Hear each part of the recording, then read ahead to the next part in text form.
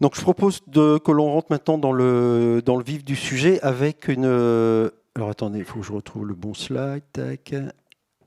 Non, ça c'est Jean-Benoît est passé. Donc maintenant, Anne-Charlotte Bonjon de l'ADEME qui va nous présenter démarche low-tech, le principe de la démarche low-tech. Et je rappelle, EcoSD a beaucoup contribué à ce document. Même si ça n'apparaît pas clairement, on a quand même beaucoup contribué. Alors, j'imagine que les slides sont... Attends. Ah, non. Excusez-moi, c'est le direct.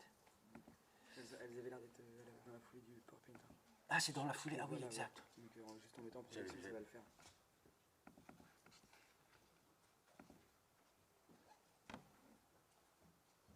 Nickel. Merci. Bonjour à tous. Du coup, je vais me présenter brièvement. Donc, je suis Anne-Charlotte Bonjean. Je travaille au sein de l'ADEME, donc au niveau siège, donc services centraux dans la direction économie circulaire. Et du coup, j'ai piloté la réalisation de ce rapport qui a été fait par Goodwill Management et en copilotage avec les autres intervenants low-tech de l'ADEME. Du coup, je vais vous faire juste un petit résumé, un petit état des lieux de ce qu'il en ressort de ce rapport. Pour rappel, il a été publié en mars 2022, donc il y a peut-être des données qui ne sont pas ultra à jour. Pour autant, le contexte et la finalité sont toujours d'actualité. Tout d'abord, pourquoi est-ce qu'on a fait une étude sur les low-tech ? Je ne vais rien vous apprendre dans ces éléments de contexte, mais on a une augmentation de consommation de ressources qui est importante depuis les années 50, une évolution des technologies aussi qui est importante et qui fait que potentiellement on perd de la connaissance sur nos produits. Et aujourd'hui, on considère que les low-tech sont identifiés comme une solution alternative à la high-tech pour aller vers la transition écologique parce qu'ils sont plus sobres en ressources, ils sont plus réparables, réutilisables, recyclables et plus appropriables dans l'utilisation. Pourquoi il faut aller vers les low-tech ? Le jour de dépassement mondial, il est de plus en plus tôt dans l'année. C'est le cas aussi en France, on n'est pas forcément bon élève sur ça. Donc il y a vraiment un intérêt et une volonté d'aller vers la transition écologique. Et pourquoi spécialement les low-tech ? Du coup, comme je vous l'ai dit, il y a beaucoup d'évolutions technologiques depuis ces dernières années et qui fait qu'on a eu des pertes. On a perdu la connaissance, on a perdu le côté convivial de la technologie. À l'époque des 2 chevaux, tout le monde savait faire sa vidange, tout le monde savait changer un filtre à huile. Bon, sur les Tesla, il n'y a pas de filtre à huile, mais aujourd'hui, plus personne ne sait les entretenir, à part les gens ultra spécialisés. Il y a énormément de technologie dedans. Du coup, il y a vraiment la plus-value des low-tech est aussi de pouvoir garder ce côté convivial. Et la fracture du numérique, on en parle de moins en moins. Pour autant, on sait qu'il y a plus de 70% aujourd'hui des personnes âgées et ou des non-diplômés qui ne sont pas équipés en numérique, qui n'ont pas accès à Internet, qui n'ont pas accès à un ordinateur, qui n'ont pas accès à un smartphone. Aujourd'hui, sans smartphone, on ne vit plus. Enfin, on va être honnête. Donc, les évolutions technologiques ont créé de la fracture sociale. Et du coup, les low-tech peuvent être une réponse pour diminuer cette fracture sociale. Très brièvement, le rapport a permis d'établir une définition pour l'ADEME de ce que sont les low-tech. Je ne vais pas vous la montrer, enfin si je vous la montre, mais je ne vous la lis pas, je passe très vite dessus. Le but n'est pas de la lire, le but est de l'étudier. Cette définition, elle est en 3 points. Le premier point, ça va être le côté relatif des low-tech. On n'est pas le low-tech dans l'absolu, on est low-tech en relativité avec une autre solution qui répond à un besoin équivalent. Et du coup, on va intégrer toute la démarche low-tech et pas uniquement la finalité produit. Donc c'est le premier point important à retenir. Le deuxième point, on a choisi de faire le parallèle avec l'innovation frugale. C'est un choix qui a pu être critiqué. Nous, on y tient vraiment. On sait que la genèse n'est pas la même. C'est pas les mêmes contraintes. C'est plutôt des contraintes économiques sur l'innovation frugale, plutôt des contraintes environnementales sur les low-tech. Pour autant, dans les finalités et dans les solutions qu'on peut apporter via ces démarches, nous, on trouve des similitudes. Et le côté innovation low-tech, innovation frugale, en entreprise est de temps en temps dans certaines boîtes mieux perçu, mieux compréhensible que le côté low-tech. Donc on fait ce parallèle. Pour autant, on utilise le terme low-tech très fréquemment, vous inquiétez pas. Et le troisième point, c'est les 3 caractéristiques qui sont là. Alors, c'est pas l'ADEME qui les a écrites, on les a repris, merci le Low-Tech Lab, entre autres. Il en ressort dans la définition que les démarches low-tech doivent répondre à ces 3 caractéristiques. Donc, le côté utile, durable et accessible. Alors, je vous ai mis en dessous quelques exemples. Dans le côté utilité, on va retrouver le questionnement du besoin. Est-ce qu'on a vraiment besoin de ça? Est-ce qu'on a besoin de produire? Est-ce qu'il n'y a pas des solutions existantes? Si on a besoin de produire, on va essayer de produire une réponse adaptée et pas une réponse qui satisfait beaucoup plus que ce qu'on a besoin réellement. Le côté durable, on va privilégier dans la production, et c'est à la fois valable pour les produits et pour les services, un faible impact environnemental, un côté pérenne dans le temps et évidemment une faible mobilisation de ressources. Et le côté accessible, on pense souvent à l'accessibilité financière. Il n'y a pas que ça derrière l'accessibilité. Il y a aussi le côté appropriable. Si j'ai quelque chose qui est entre guillemets pas cher en achat, mais que je ne sais pas m'en servir, je ne sais pas l'entretenir, en fait, ça ne va pas être intéressant. Donc on va essayer vraiment d'avoir le combo, le côté appropriable, le côté simple et le côté accessibilité financière. Dans ce rapport, on a aussi choisi de comparer les low-tech aux autres concepts de la transition écologique. Alors, j'ai mis économie circulaire en gros, mais c'est surtout les 4 dernières lignes qu'il faut regarder. Le but était de regarder s'il y avait déjà des concepts équivalents qui répondaient aux mêmes caractéristiques que les démarches low-tech. Ce tableau, il peut être amené à discussion, hein, c'est juste pour faire un focus. Ce qu'on peut voir, c'est que l'innovation frugale, on retrouve globalement les mêmes caractéristiques. Sobriété, économie de la fonctionnalité, éco-conception, on n'a pas forcément les mêmes caractéristiques. Et du coup, nous, ce qu'on en ressort de cette analyse, c'est que les low-tech peuvent être complémentaires aux autres concepts pour la transition écologique, et particulièrement au concept de l'économie circulaire. Les low-tech, par rapport à l'éco-conception, on va ajouter par exemple un côté questionnement du besoin, un côté utilité, ce qui aujourd'hui n'est pas la base de l'éco-conception. On peut éco-concevoir ce qu'on veut. On est vraiment l'éco-conception sur le côté durable et on ne prend pas moins le côté utile. L'économie de la fonctionnalité, on ne va pas forcément regarder l'accessibilité, mais on va plus regarder le côté utile et le côté durable. Donc voilà, je ne vais pas vous faire la litanie, hein, mais l'idée est vraiment de se dire que les low-tech, c'est une démarche à la fois à part entière, à la fois c'est un peu une démarche à tiroir, et on peut prendre un tiroir qui n'est pour l'accoler à un autre concept de la transition écologique et aller encore plus loin dans nos démarches. Alors, un petit résumé de les low-tech en entreprise, c'est une question qui est très souvent posée dans le monde économique. Comment on peut entre guillemets faire du low-tech, avoir des démarches low-tech ou des produits issus de démarches low-tech. On sait que ça ne va pas se faire en un claquement de doigts, qu'il faut de l'acceptation, il y a toute une phase de changement et de questionnement.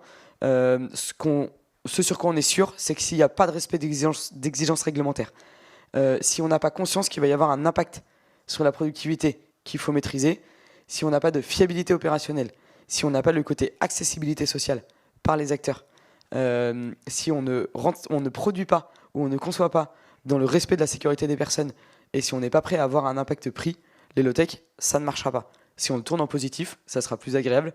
Pour que les low-tech deviennent commercialisables et qu'on puisse vraiment les faire aller vers le mode économique, on va refaire la litanie, un respect des exigences, être conscient qu'il y a un impact sur la productivité et il faut le modérer et ne pas aller non plus dans un extrême. Il faut avoir évidemment une fiabilité opérationnelle, une acceptabilité sociale, donc ça veut dire beaucoup de communication auprès des acteurs, un respect de la sécurité des personnes, c'est vraiment primordial, et qui dit impact sur la productivité, forcément il y a un petit impact prix aussi. On a essayé, suite à l'étude, de faire un bilan des acteurs qui aujourd'hui interviennent autour des démarches low-tech. Alors, dans le cadre de l'étude, on a eu plus de 600 référencés.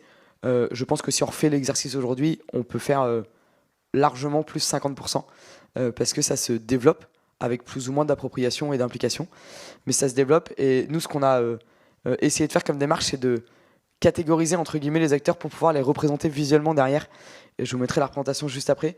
Donc on a mis différentes catégories, les réalisateurs, donc ceux qui mettent en œuvre, ceux qui financent, ceux qui animent, conseillent, accompagnent, ceux qui enseignent, c'est important, ceux qui réglementent, et les personnalités influentes du monde des low-tech. Je veux pas que les gens se vexent, la liste n'est pas exhaustive, c'est une vue à l'instant T. La conclusion de ça, c'est qu'on en ressort 2 mouvements principaux. Il y a un mouvement qui est que je vais appeler traditionnel, avec une part artisanale, associative, avec un ancrage très local, une vision très locale, et un mouvement qui va plutôt être économique, entre guillemets, avec une vision produit et une vision plutôt nationale et même internationale dans certains cas. Donc si on met une représentation graphique, entre guillemets, donc on va retrouver toutes les catégories. C'est pas complet, et je le précise en dessous, je veux pas que les gens se vexent vraiment, venez pas me taper à la pause. Ce qui est important, c'est que dans le côté réglementation, on l'a vu, pour que les low-tech soient commercialisables et qu'on puisse les prendre en main, il faut qu'il y ait un respect des réglementations. Aujourd'hui, on sait qu'il y a un décalage entre le monde des low-tech, les solutions low-tech et certaines réglementations. Et ce qu'on voit là, et je l'ai volontairement mis, c'est qu'aujourd'hui, on n'a pas d'acteurs qui réglementent ou qui adaptent les réglementations pour s'ouvrir aux démarches et aux solutions low-tech. Donc ça, c'est un gros point de vigilance. J'ai pas de solution à apporter, mais gardez ça en tête. S'il y a des gens motivés pour faire de la réglementation, il y a toujours besoin. Et après, histoire de concrétiser tout ça, je pense que vous connaissez toute la suite, quelques exemples d'applications low-tech qu'on a pu trouver. Ça, c'est plutôt des exemples industriels. Donc on va avoir la boîte à histoire, l'Uni, elle était faite à l'époque en Chine, il y avait un écran. Il y a eu un gros questionnement en interne dans leur entreprise pour se dire, mais est-ce qu'on a vraiment besoin d'un écran? Est-ce qu'on a vraiment besoin de le produire en Chine? La réponse a été non. Ils ont réindustrialisé en France et il n'y a plus d'écran. Il y a des jeux de LED maintenant. Donc là, il y a eu vraiment une démarche de questionnement du besoin. Le réchaud à bois Decathlon, je pense que tout le monde le connaît. Il a fait beaucoup de bruit. L'idée était de dire, quand je pars en camping, j'ai pas envie de consommer du gaz. Du coup, je vais prendre les ressources qui sont disponibles localement dans mes campings. La balance, elle n'est pas forcément très connue. C'est une balance Terraillon électronique sans pile. C'était vraiment une volonté de leur part. Comment elle fonctionne? L'écran, c'est une dynamo. Vous faites 3 tours, ça reste allumé 1 minute. La balance, on s'en sert rarement plus d'1 minute. Sa balance de cuisine. Donc, on a vraiment une notion de sobriété d'utilisation de ressources. Et complètement à droite, le vélo auto-alimenté de chez Decathlon. Alors, ils ne le vendent pas en disant c'est du low-tech. Ils le vendent en disant faites du vélo au fond de votre jardin. Mais leur démarche était vraiment de dire on ne veut pas.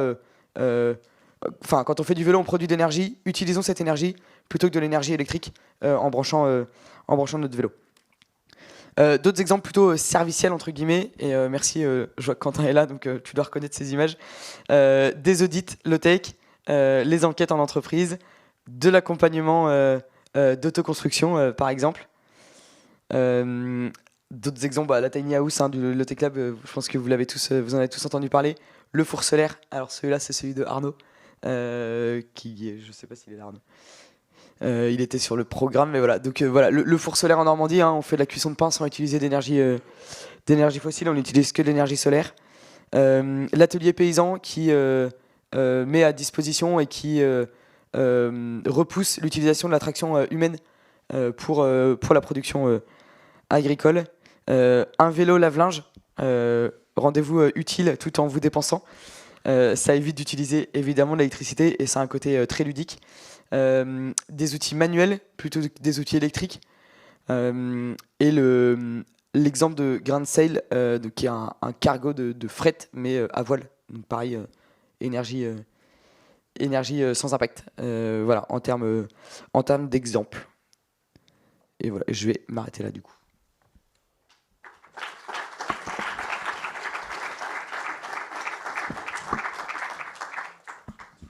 Alors, on a beaucoup de temps pour les questions. Parce qu'on avait une demi-heure à peu près. Voilà. Donc, y a-t-il des questions? Ah, Lucie.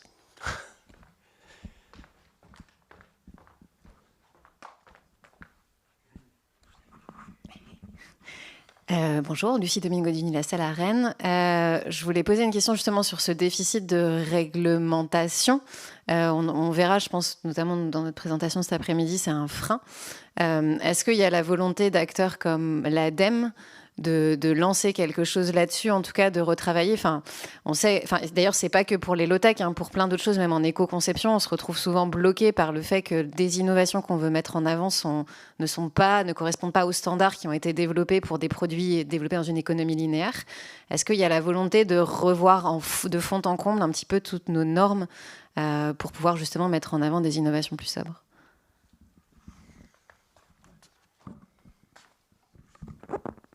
Alors, très concrètement, c'est pas le rôle de l'ADEME de réglementer, donc c'est pas nous qui allons le faire. Après, on peut avoir entre guillemets un rôle de centralisation des remontées à faire et qui tous ensemble aller contacter les organismes qui réglementent pour pouvoir être influents sur ça. Là aujourd'hui, la prise de conscience, je pense que certains l'ont, de dire, voilà, vous l'avez vous, de dire les réglementations elles sont pas adaptées. Il faut qu'il y ait une prise de conscience générale et c'est pour ça que moi je le communique systématiquement dans mes présentations pour amener cette prise de conscience et que tous ensemble on puisse faire évoluer les choses. En termes d'action, c'est pas l'ADEME qui portera ce genre d'initiative malheureusement.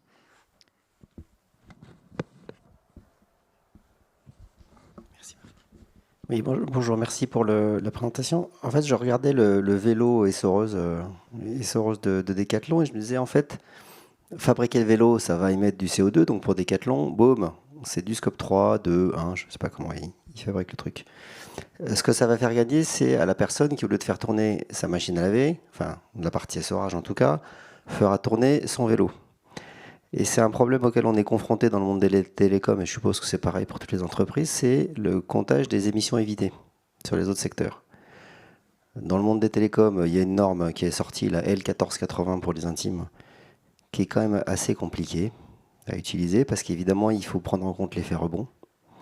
Et là, c'est peut-être pas le rôle de l'ADEME de travailler sur la réglementation, mais n'est-ce pas le rôle de l'ADEME d'identifier les méthodologies pour compter les émissions évitées. Et pendant que j'y suis, si je repars dans le monde des télécoms, je vous ai dit tout à l'heure qu'il fallait qu'on ait moins de hard, plus de partage. Plus de partage, ça veut dire qu'en fait, par exemple, aujourd'hui, Orange, qui a déployé 60% du réseau fibre en France, compte dans ses émissions les émissions de 60% du réseau fibre en France, sachant que la part de marché d'Orange, c'est plutôt entre 30 et 40. Donc en fait, on compte dans nos comptes des émissions qu'on fait pour le compte de tiers, quelque part.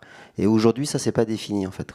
Et je pense que si tous les exemples que vous montrez, en fait, il y en a beaucoup qui évitent des émissions aux autres. Et donc, je pense qu'on a besoin, en fait, d'avoir une assise méthodologique, et pas franco-française, hein, internationale, partageable, qu'on puisse rentrer dans la super CSRD qui nous arrive, donc la Corporate Sustainability Reporting Directive. Alors, le côté méthodologique et surtout sur les impactivités, c'est toujours la question de où est-ce qu'on met les bornes. Est-ce qu'on regarde que notre casquette? Est-ce qu'on regarde chez les autres aussi? Aujourd'hui, il n'y a pas de... Enfin, j'ai pas de réponse à apporter sur ça. Ce qui est clair, c'est que les low-tech, dans le côté commercial, industrialisable, sont assez récents encore. Et on manque de méthodologie pour savoir comment déjà dérouler, entre guillemets, une démarche low-tech. Et une fois qu'on aura cette méthodologie de déroulement, on va pouvoir quantifier en parallèle. On a des outils de quantification, on a des outils de parallèle pour comparer deux scénarios. Et je vais citer Empreinte Projet, hein, qui est un outil vraiment de relativité. On va regarder notre scénario de base, le scénario proposé, regarder les impactivités, les impacts induits par le scénario proposé. Ce scénario, il est potentiellement adapté aux démarches low-tech. Aujourd'hui, dans la vision ADEME, on est trop jeune dans nos retours d'expérience, dans nos soutiens qu'on a pu faire pour avoir des méthodologies de quantification. On a conscience qu'il faut ça, qu'on a besoin de ça. Et pour cela, on a ouvert un défi low-tech dans l'appel à commun ADEME qui est ouvert jusqu'au 24 novembre, je crois, pour essayer dans le cadre d'un commun, de construire une méthodologie de déploiement des low-tech. Et il en suivra une méthodologie après de quantification. Donc c'est des travaux qu'on a en tête. Pour autant, ils sont pas, ils vont être réalisés, mais c'est pas en cours de réalisation. Et on est preneur de toutes les bonnes idées pour avancer sur ça.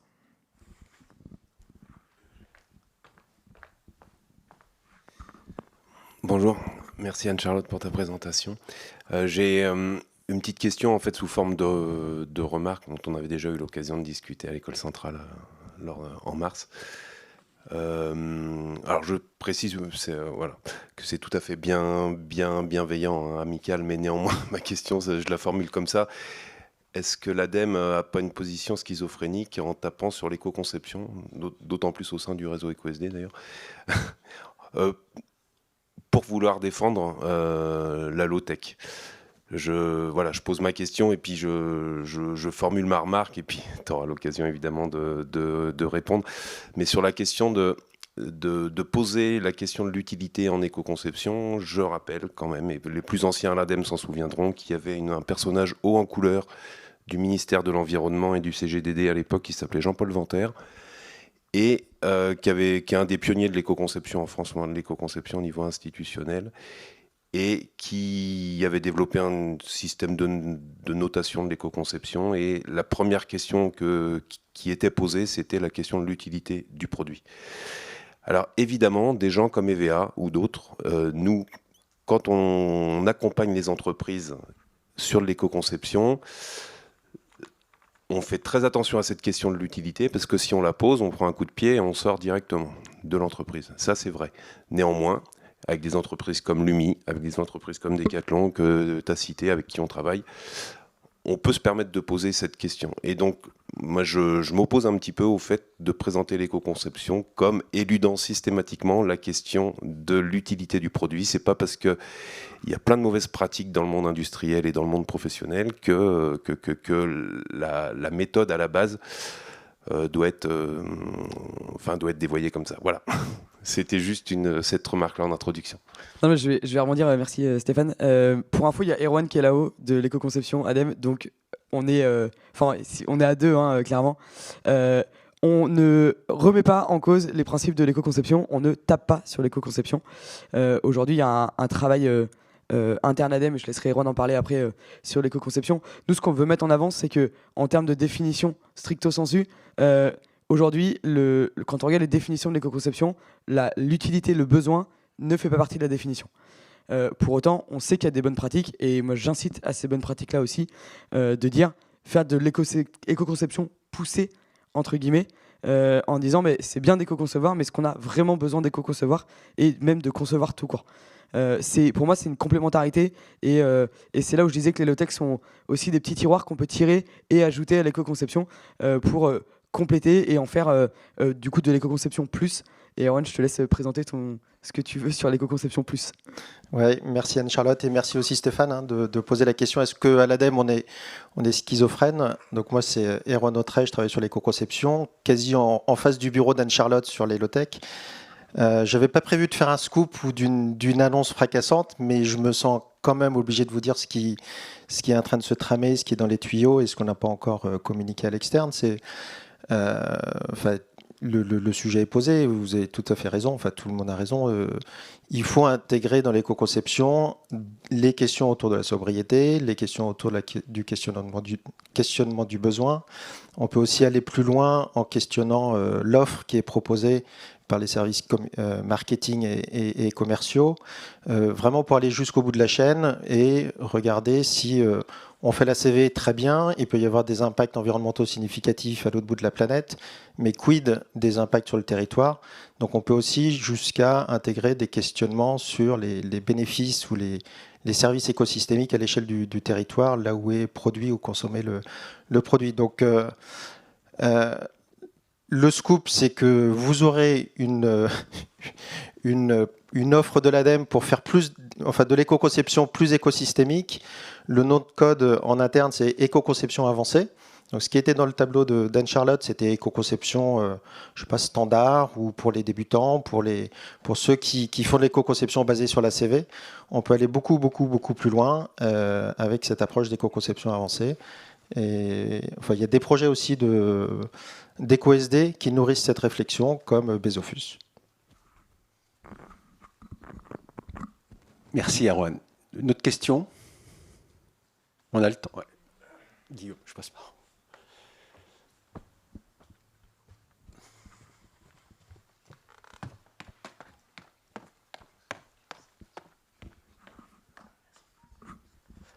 Bonjour, merci. Guillaume Busato de RTE.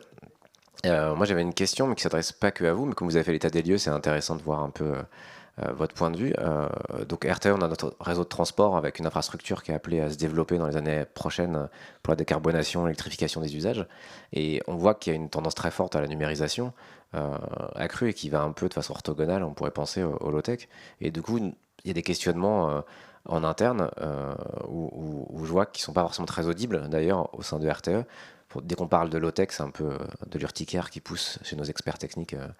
Oui, j'imagine qu'Orange, vous devez avoir les mêmes choses aussi. Mais justement, dans ce que vous voyez, est-ce que vous voyez des pistes ou des démarches qui pourraient être déjà expliciter les premiers pas vers ce que pourrait être un réseau low-tech, que ce soit Orange, mais ça, je crois que l'introduction a déjà un petit peu parlé sur le partage des usages et autres, mais ou pareil sur un réseau électrique, où c'est des machines complexes et très technologiques. Donc voilà, je ne sais pas si vous avez des pistes de réflexion là-dessus. Je serais preneur, et puis des autres gens, je serais amené à en parler aussi pendant la journée du séminaire. Moi, j'aimerais bien lancer des travaux là-dessus à RTE avec des gens intéressés. Alors, merci pour cette question. Je suis pas du tout spécialiste des réseaux. Non, j'ai pas d'idée d'application. Ce que je sais, c'est que pour tout ce qui est sur le low-tech et le côté numérique, aujourd'hui, il y a un appel à projet dans le cadre de France 2030. Dans l'appel à projet numérique, il y a un volet low-tech qui a été ouvert. Donc, il faut peut-être voir, une fois que alors, soit se positionner, si vous avez des idées, soit voir avec les lauréats, voilà, pour le côté un peu numérique high-tech, enfin pas high-tech mais réseau, pardon. Donc c'est plus pour Orange que pour RTE, mais aujourd'hui moi j'ai pas de solution à apporter. Le côté low-tech normalement est un côté convivial, accessible et plutôt open source. Donc j'espère que s'il y a des initiatives qui ont été prises sur ce sujet-là, elles sont publiques. Voilà, moi j'ai pas la visu, mais l'appel est lancé aux participants et je vous invite à répondre si besoin après. Je me permets de dire deux mots. C'est pour ça que moi je préfère parler de Fairtech. Prenez l'exemple que vous avez cité. J'ai compris que vous étiez chez RTE. Quand on va créer enfin je parle sous votre contrôle, hein, mais quand on va créer des champs de panneaux solaires, des éoliennes, ils ne vont pas être au même endroit que les centrales de production électrique qui sont très concentrées qu'on a aujourd'hui le long des fleuves, etc. Donc il faut refabriquer un réseau de transport haute tension, si j'ai bien compris. C'est même le même cas en Allemagne. J'ai entendu parler de la situation allemande. Les Allemands sont très très embêtés parce qu'ils consomment beaucoup d'énergie dans le sud de l'Allemagne et les champs d'éolien sont au nord et ils ne savent pas l'emmener du nord au sud. Et il y a besoin de fabriquer tout ça. Et en fait, si on se dit, en fait, il ne faut pas le fabriquer, ça veut dire ça ne sert à rien de mettre des éoliennes et des panneaux solaires, donc on reste avec les centrales à charbon en Allemagne, en gros. Donc, je pense qu'il faut avoir, et c'est vachement compliqué, hein, je ne dis pas du tout que j'ai la réponse, je pense qu'il faut avoir une vision globale. Et c'est pour ça que c'est important de comprendre les émissions évitées. Ce serait dommage de construire, j'y connais rien en haute tension, mais je pense que ce serait dommage de construire une ligne à haute tension avec les technologies des années 50 si on sait faire vachement mieux maintenant. Parce que du coup, le fait de fabriquer cette ligne à haute tension sera plus impactant avec des technologies anciennes, peut-être, hein, j'y connais rien encore une fois, qu'avec les technologies modernes. Je prends un exemple dans les téléphones, en fait, où aujourd'hui un smartphone émet moins de CO2 à la fabrication qu'il y a 10 ans. Ce serait dommage de fabriquer un smartphone comme il y a 10 ans. Et en fait, ce qu'il faut réussir à trouver, c'est sur l'impact global.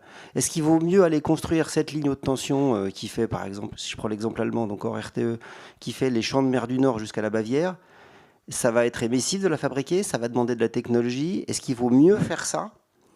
Ou est-ce qu'il vaut mieux rester avec des centrales à lignite en Bavière ? Enfin, je ne sais pas s'il y a des centrales à lignite en Bavière, mais là où il y en a. Il faut faire le calcul global. Et là où ça devient vachement plus compliqué encore, c'est qu'il faut raisonner carbone, mais il faut aussi raisonner matériaux abiotiques, biodiversité, etc. Bon, alors le coût des centrales à lignite qui demandent des carrières à lignite, l'équation elle a l'air assez simple. Mais des fois, en fait, avoir une technologie qui va permettre d'économiser du CO2 va demander par exemple beaucoup de coltan.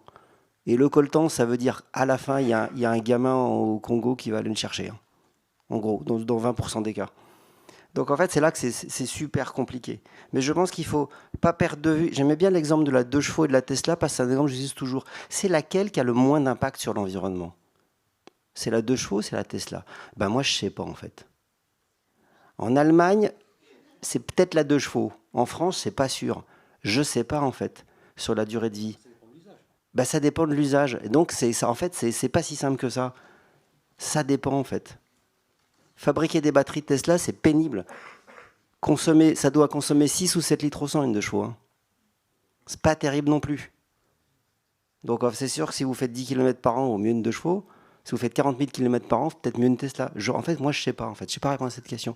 Donc, en fait, c'est pas binaire, quoi. C'est là où on est vraiment dans le côté relativité par rapport à un besoin et un usage. Et du coup, il n'y a pas de réponse ferme. Et l'exemple, il est très bon. Et je pense qu'il ne faudrait pas tomber, il faudrait pas tomber dans le truc, la techno, l'high-tech, c'est mal. En fait, ce qui compte, c'est à la fin, c'est combien de molécules de CO2 dans l'atmosphère, combien de coltans sortis des mines. C'est ça qui compte. Le reste, on s'en fout, en fait. Et donc, si c'est mieux d'avoir de la tech super balèze, tout en gérant l'effet rebond. Parce que c'est ça le problème, en fait. C'est que quand c'est tellement plus... C'est les coups de la machine de Jevons que vous connaissez tous, je ne vais pas la refaire. Quand c'est tellement plus facile, bah, on ne peut pas s'en empêcher de s'en servir, quoi. Donc, en fait, c'est compliqué. Voilà. Donc, je suis désolé d'avoir embrouillé le système. Une question là-haut. Juste un complément de réponse, mais sur un autre angle, c'est le côté adaptation aux résiliences. C'est qu'aujourd'hui, nos réseaux télécoms ne marchent pas sans électricité.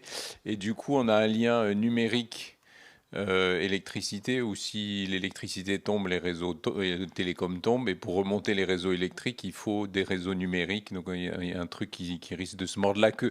Alors je ne sais pas si ça alimente le débat, mais ça veut dire qu'il va falloir en plus concevoir des réseaux électriques. Je ne sais pas s'ils sont low-tech, mais qui arrivent à se passer quand même du numérique. Donc ça pousse un peu à ça. Mais bon, enfin, c'est pour rajouter à la complexité. Je n'ai pas la réponse non plus. Une autre... Ouais.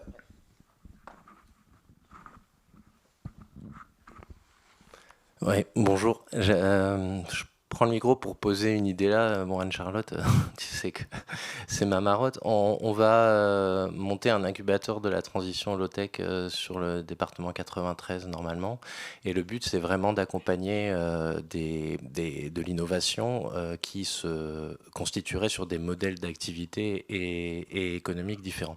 Et on a parlé tout à l'heure, j'ai entendu conception, éco-conception systémique.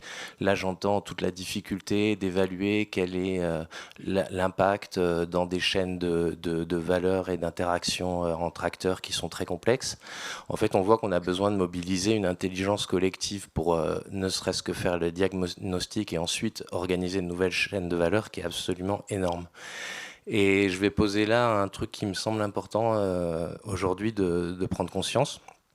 C'est que aujourd'hui, les chaînes de valeur se construisent un peu comme les fourmis construisent une intelligence collective phénoménale, alors qu'individuellement, elles en ont une relativement limitée.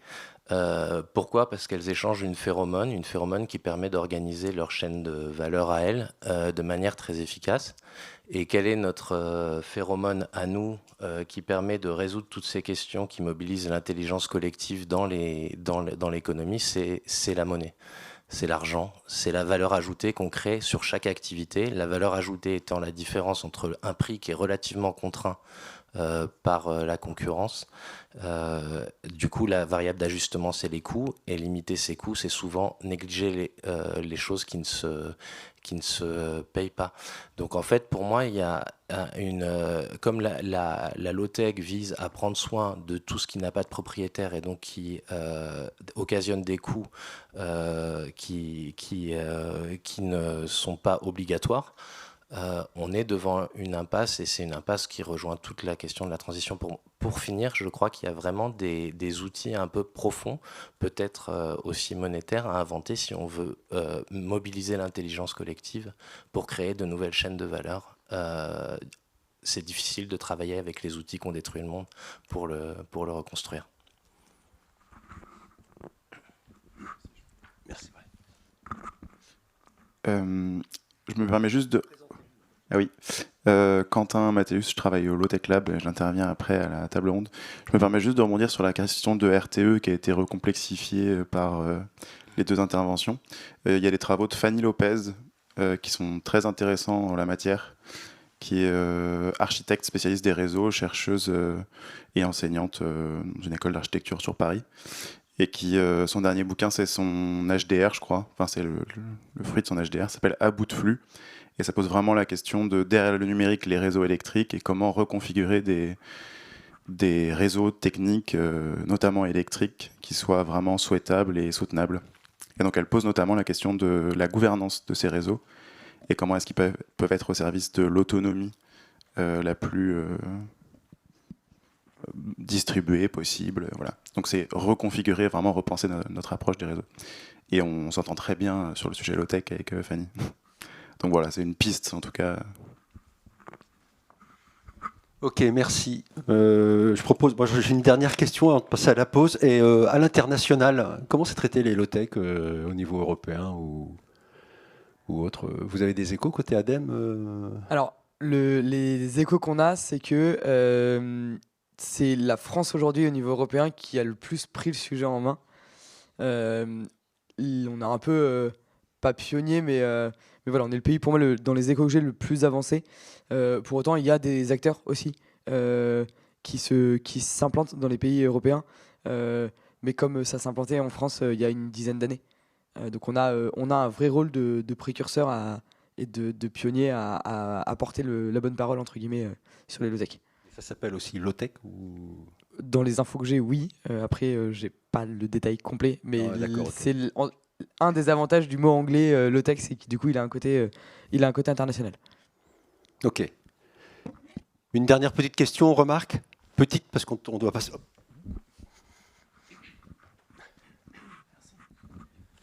Bonjour, je suis Benjamin Zimmermann et moi je travaille dans le domaine du bâtiment. J'interviens cet après-midi. Je veux rebondir sur la question de monsieur de RTE, donc qui a une question qui a fructifié, et de monsieur.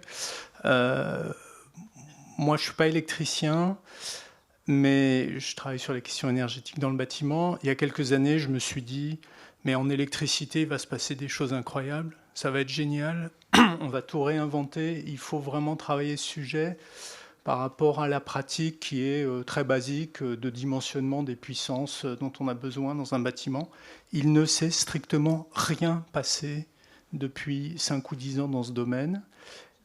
Et le sujet, il est là, c'est-à-dire que les bâtiments ont des calculs de puissance et donc des contrats d'appel de puissance extrêmement surdimensionnés. Et je pense que c'est vraiment une piste qu'il faut que vous exploriez, parce qu'il y a un progrès énorme à faire pour ne pas avoir à développer des réseaux excessifs. Merci.